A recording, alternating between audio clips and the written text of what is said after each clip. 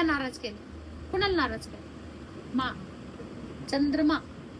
मग ते मा एखादी बाईला सांगितलं तुमचं पोरग लय आगाव आहे, लय खुडी करते, लय राग येतो मला, ती बाई विचार करत नाही बसणार? दिवसभर करायला लागली नाही काय निगेटिव्ह पण आपल्याला आलाय, समोरासमोर आलं तर आपल्या नजरा पण भिडवताय. काय झालं बरं? मन करारे प्रसन्न सर्व तिचे कारण, म्हणजे की सगळ्यांचा चंद्र आहे तो. चंद्र कोणाचा नाराज करू नका. पाणी जास्त नासू नका. दही खराब होईपर्यंत ठेवू नका. ताकाचा उत्मत करू नका. काय झालं? पांढरा जितका प्रकार येतो तो जास्ती दान करा, तर तुमचा चंद्र. आज किती लोक बघा चंद्र लटक, सगळ्यांचे मन लटकलेलीच असतात. काय असतं? चंद्र पीडित असत. बामणाकडे जाण्याची वेळ कोण होतो? सूर्य का चंद्र?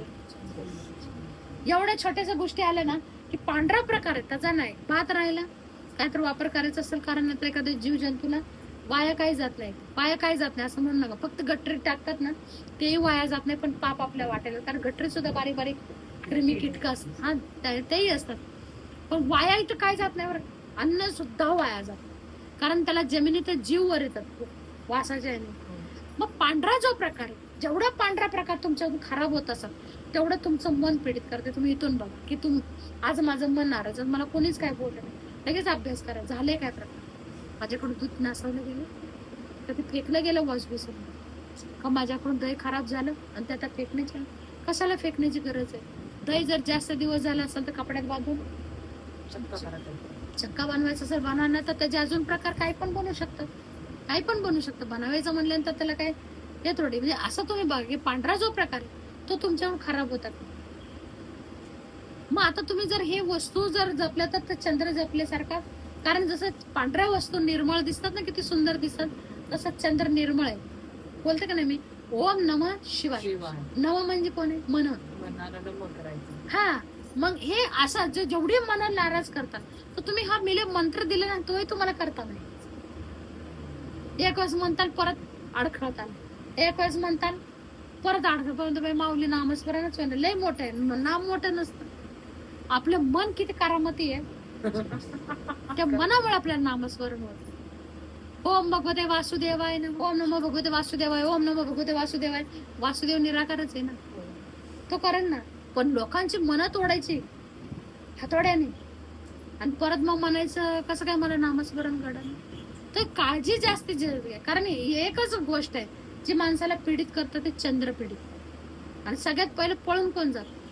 कारण त्याची गती खूप फास्ट आहे. चंद्राची गती सगळ्यापेक्षा फास्ट. चंद्राची गती जेवढ्या वेगाने जीवनात येतो ना तेवढ्या वेगाने तो निघून जातो. कधी कधी मन लागत नाही, आपण म्हणतो का नाही मनच लागत नाही, कारण तो मन आपल्या वेळेस त्या दिवशी पूर्ण निर्लिप्त असतो.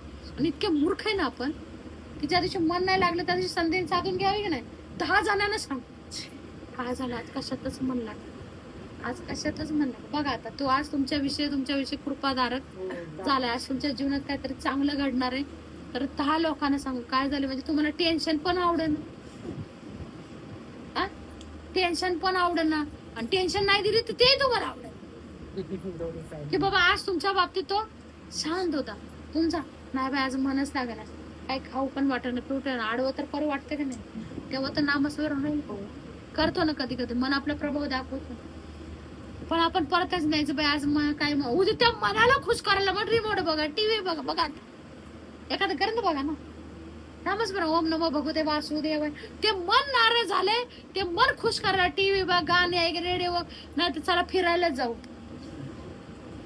त्यांनी बिचाराने एका क्षणात तुम्हाला केदारनाथाला नेलं होतं, उत्तराखंडला. एका क्षणात संधी साधून घ्यायची होती.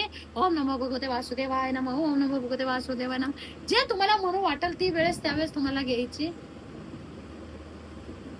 पण ते मन प्रसन्न करायला जाऊ दे. आज मन लागना, चला आज तुळशी बागातच जाऊ, तर तिथे पण ते फिरतं का तुळशी बागात? तरी एखाद्या ते हे नको हे ते नाही, त्या दिवशी शिवाला शरण गेलेलं असतं ते, पण शॉपिंग दर करून देत नाही. पण उगाच आपण 10 वेळेस ते ना, परत मग काय केलं नाही बाय आज काही घेऊ पण नाही वाटलं, परत मोकळे. मग